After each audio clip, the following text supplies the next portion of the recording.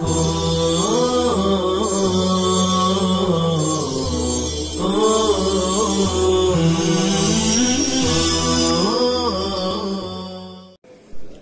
باللہ من الشیطان الرجیم بسم اللہ الرحمن الرحیم ولو شاء ربک لجعل الناس امة واحدة اہل دین واحد ولا يزالون مختلفین فی الدین الا من رحم ربک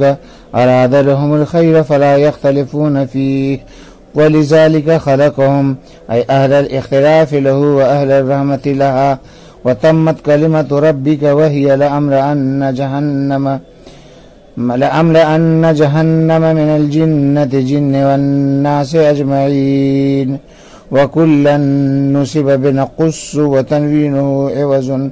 عوض عن المضاف إليه أي كل ما يحتاج إليه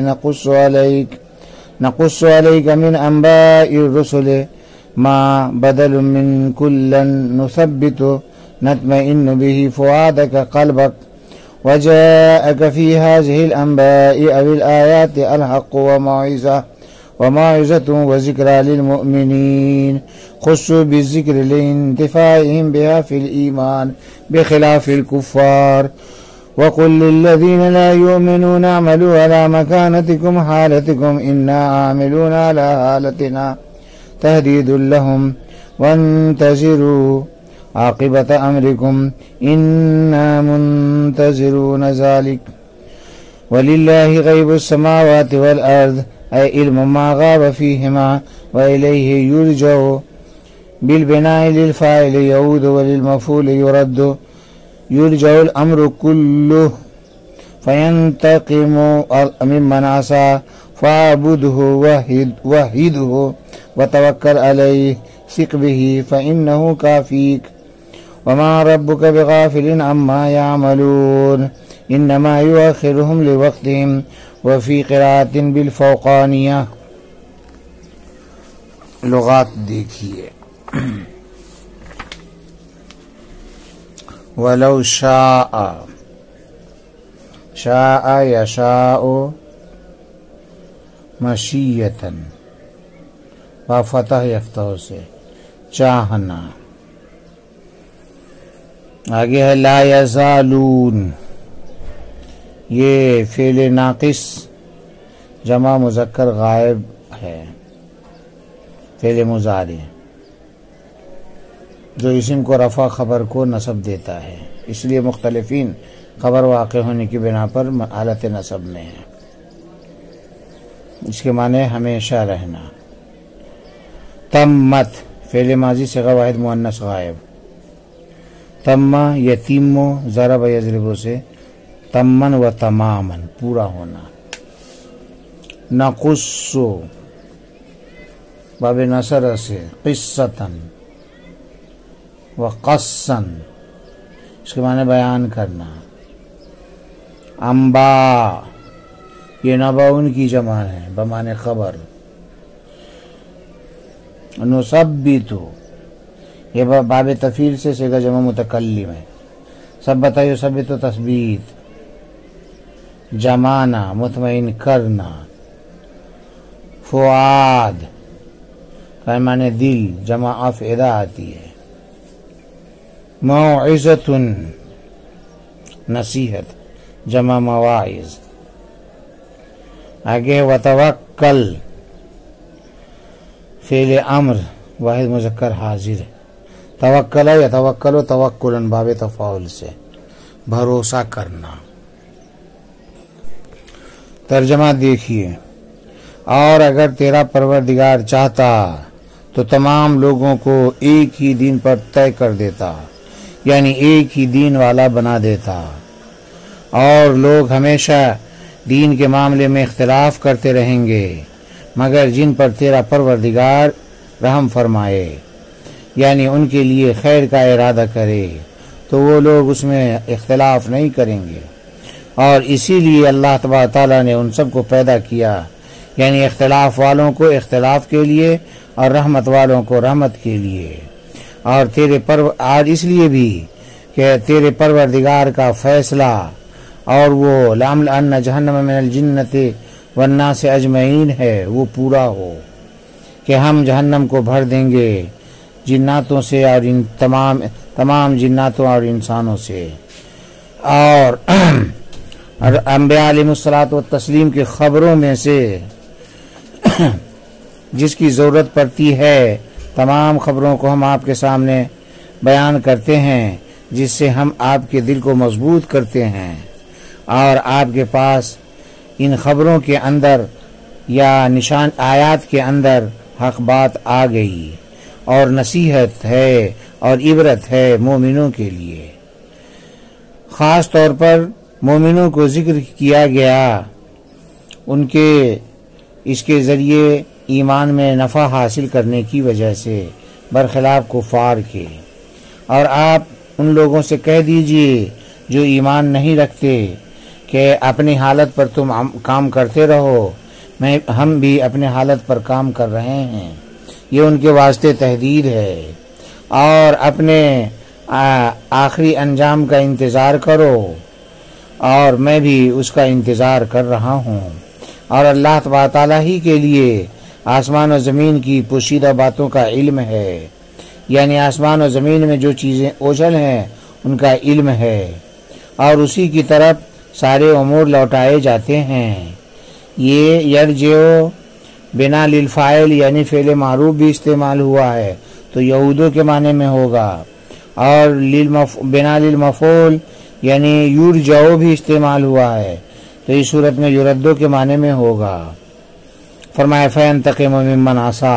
تو اللہ تبارک تعالیٰ ان لوگوں سے انتقام لے گا جنہوں نے نافرمانی کی، لہٰذا اللہ تبارک تعالیٰ کی عبادت کرو اور اس کی وحدانیت کے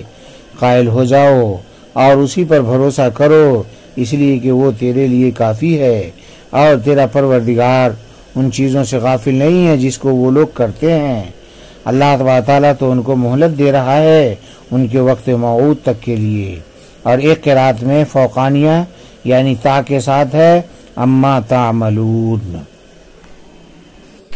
ما قبل کی آیت میں بیان فرمایا گیا کہ ترک امر بالمعروف والنہی عن المنکر تباہی کا سبب ہے، اور لوگوں کی اصلاح کی فکر اور امر بالمعروف والنہی عن المنکر کو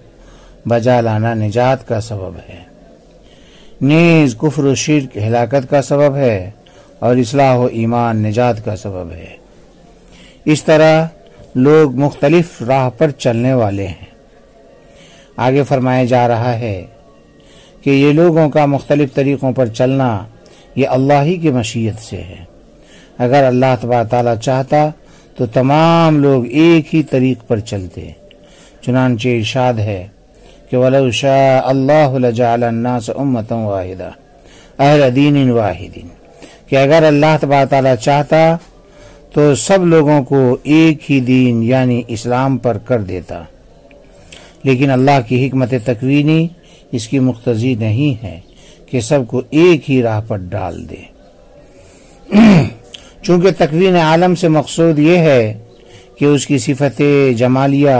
اور صفت جلالیہ دونوں ہی کا ظہور ہو، اس لیے اس اختلاف کا ہونا ضروری ہے۔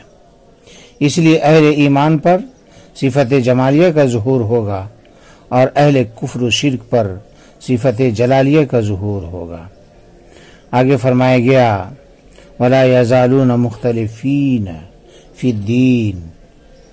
اس کا عطف مقدر پر ہے، اے لَكِنَّهُ لَمْ يَشَأْ فَاخْتَلَفَ النَّاسُ وَلَا يَزَالُونَ مُخْتَلِفِينَ، کہ لوگ ہمیشہ دین میں اختلاف کرتے رہیں گے اور الگ الگ طریق کو اختیار کرتے رہیں گے۔ اللہ کے اس ارشاد سے معلوم ہوا کہ جس طریقے سے امم ماضیہ میں اختلاف پایا جاتا تھا اس امت میں بھی اختلاف پیدا ہوگا، اور یہ سلسلہ ہمیشہ چلتا رہے گا، چنانچہ بعض کافر ہوں گے اور بعض مومن،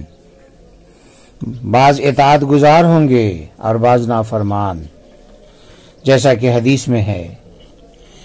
کہ افترقت الیہود علی 71 فرقہ وستفترقون 73، اثنتان و سبعون فی النار و واحدۃ فی الجنہ، کہ یہود 71 فرقوں میں بٹ گئے اور تم لوگ 73 فرقوں میں بٹ جاؤ گے، 72 فرقے جہنمی ہوں گے اور صرف ایک فرقہ جنتی ہوگا، اور وہ ہوگا ما انا علیہ و اصحابی، اس طریق پر رہنے والا جس پر میں اور میرے اصحاب چل رہے ہیں۔ آگے فرمایا گیا الا من رحم ربک اراد لهم الخیر فلا یختلفون فیہ،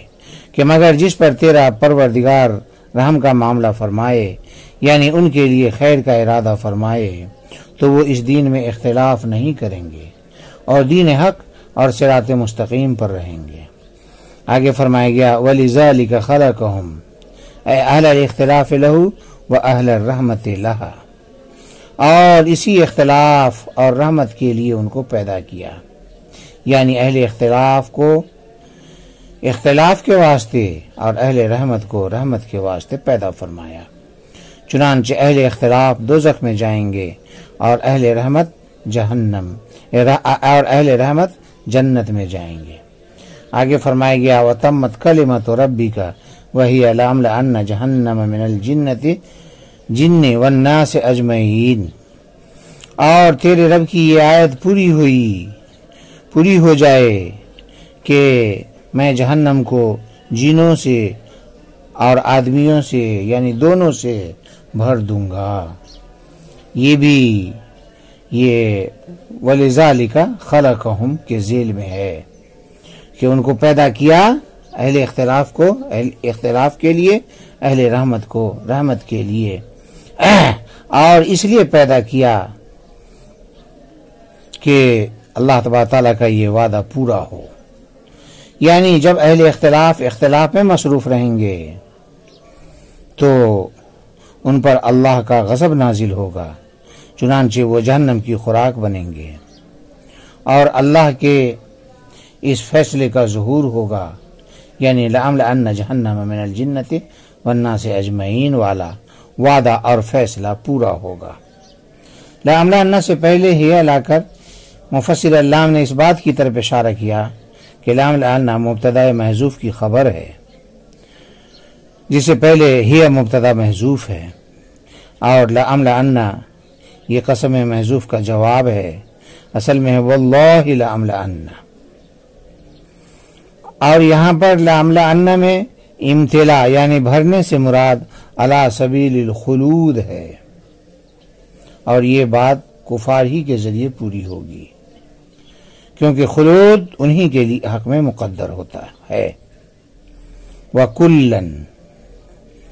نُصِبَ بِنَقُصُّ وَتَنْوِينُهُ يَوَزُونَ لِلْمُضَافِ إِلَيْهِ أي كل ما يحتاج إليه نقص عليك من أنباء الرسل ما بدل من كلا نثبت نطمئن به فؤادك قلبك، اور ہم نے رسولوں کی خبروں میں سے ہر قسم کی ان خبروں کو بیان اور ہم رسولوں کی خبروں میں سے ہر قسم کی ان خبروں کو بیان کرتے ہیں جن کے ذریعے ہم آپ کے دل کو تقویت پہنچاتے ہیں۔ یہاں پر کلن منصوب ہے نقصو کی وجہ سے، اور کلن میں جو تنوین ہے یہ مضاف الیہ کے بدلے ہے، یعنی ہر اس خبر کو جس کی ضرورت پڑتی ہے، اور ما نثبتو یہ کلن سے بدل ہے، یعنی ما قبل میں جو انبیاء علیہ السلام کے قصے بیان کیے گئے، یہاں سے ان کی بعض حکمتوں پر تنبیہ فرمائی جا رہی ہے کہ ان قصص و واقعات کو بیان کرنے کا دو مقصد ہے، ایک یہ کہ آپ کے دل کو تقویت پہنچے، کہ ان کو سن کر اطمینان ہو جائے کہ دعوت تبلیغ میں اس طرح کے حالات حضرت انبیاء علیہ الصلوۃ والتسلیم کو پیش آتے رہے اور انہوں نے اس پر صبر کیا، ہم کو بھی انہی کے نقش قدم پر چل کر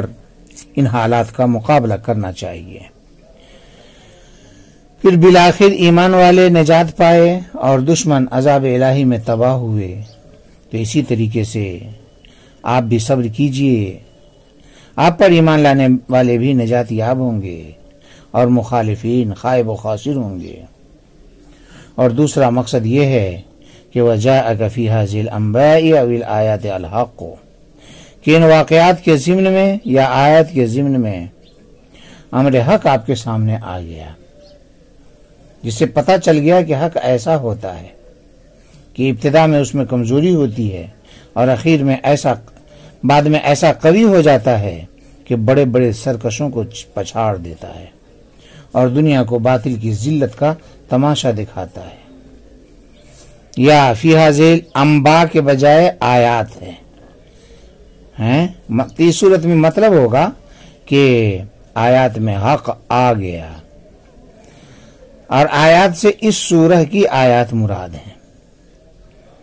اور حق اگرچہ تمام صورتوں میں آیا ہے لیکن خاص طور پر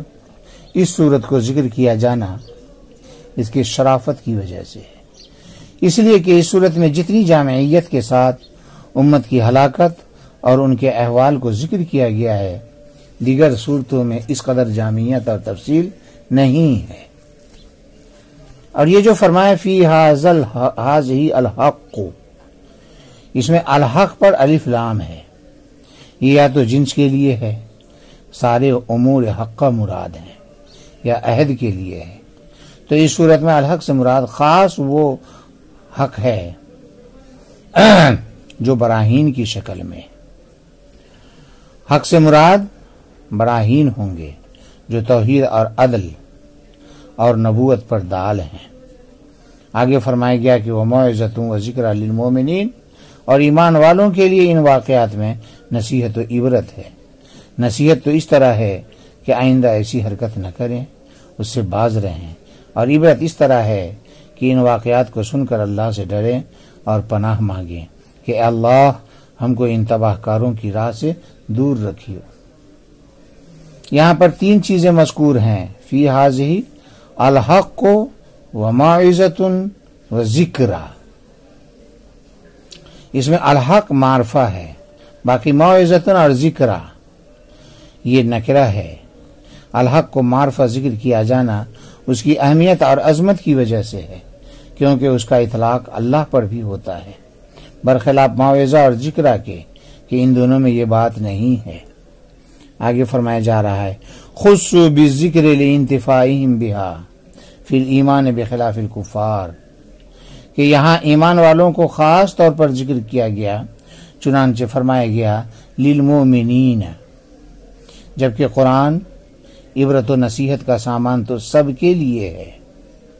تو ایمان والوں کے ایمان والوں کو خاص طور پر ذکر کیا گیا۔ ایمان والوں کے ان چیزوں سے بحالت ایمان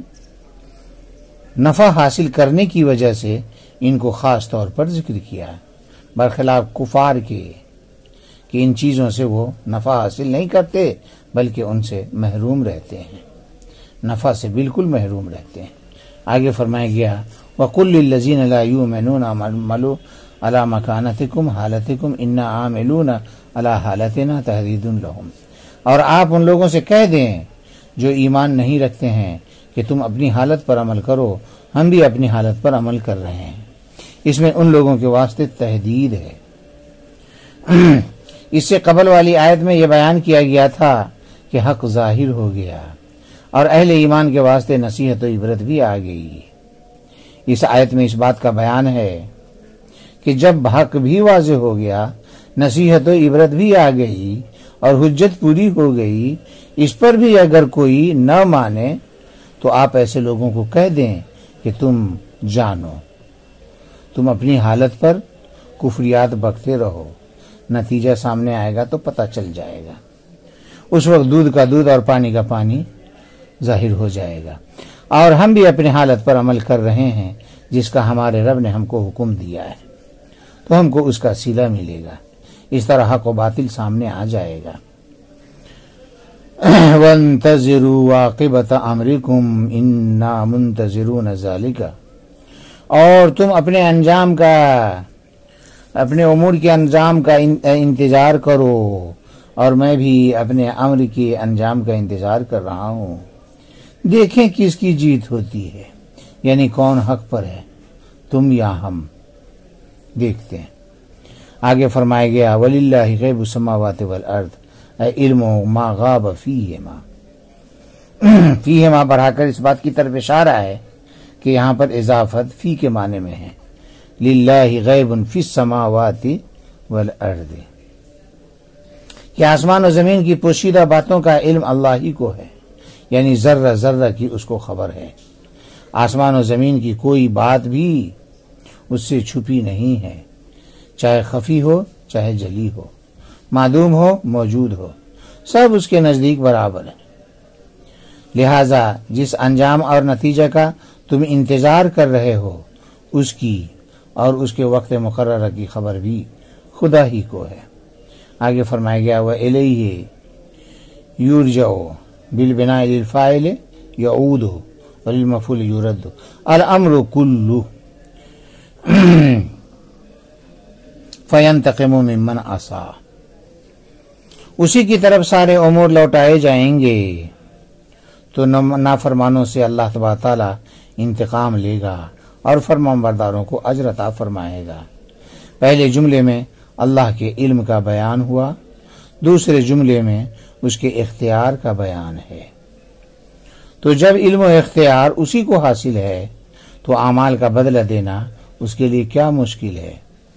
اور جب وہ ایسا علم و اختیار رکھتا ہے تو عبادت بھی اسی کی ہونی چاہیے نہ کہ دوسری کی۔